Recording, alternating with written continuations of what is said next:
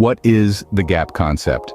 It's a poker strategy principle that's much more than meets the eye and can significantly impact your gameplay.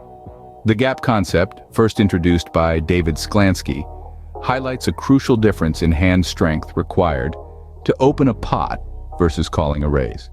At the core of this concept is the understanding that one needs a stronger hand to call a raise than to make the initial bet.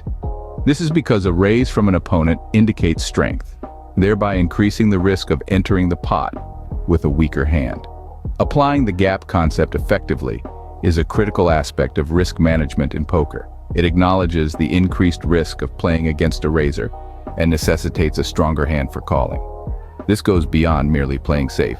It's about understanding the dynamics of the game and making strategic decisions that minimize risk while maximizing potential rewards. The gap concept also has profound implications for positional play. It emphasizes the value of position in poker, as having more information about opponents' actions, being later in the betting order, allows for slightly looser calls.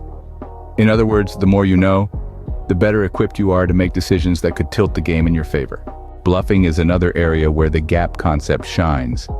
It can inform your bluffing strategies by exploiting opponents' tighter calling ranges due to their adherence to the gap concept.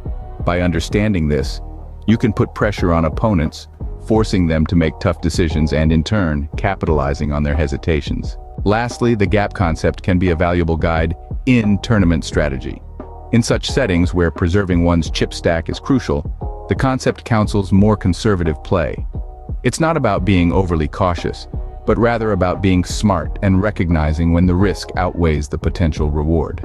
Now let's weave these strands together with a few examples. If you're holding Jack 10 suited in an early position, the gap concept advises folding when facing a raise due to the likely strength of the raiser's hand. But if you're up against a frequent raiser, medium strength hands like a pair of eights might just suffice for a call. You can also use the gap concept to bluff in a late position with a weaker hand, like Ace 4 suited, pressuring opponents into folding hands they might otherwise play. And in the late stages of a tournament, even if you're tempted to play King-Queen offsuit against a raise, the gap concept recommends caution unless holding a stronger range.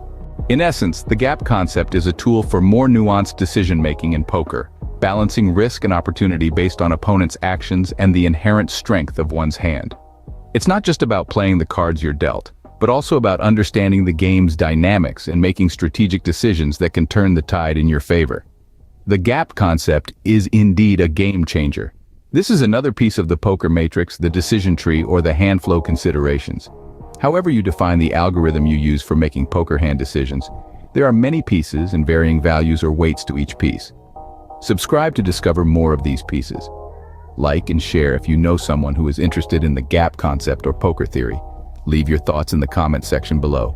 Thank you and good luck.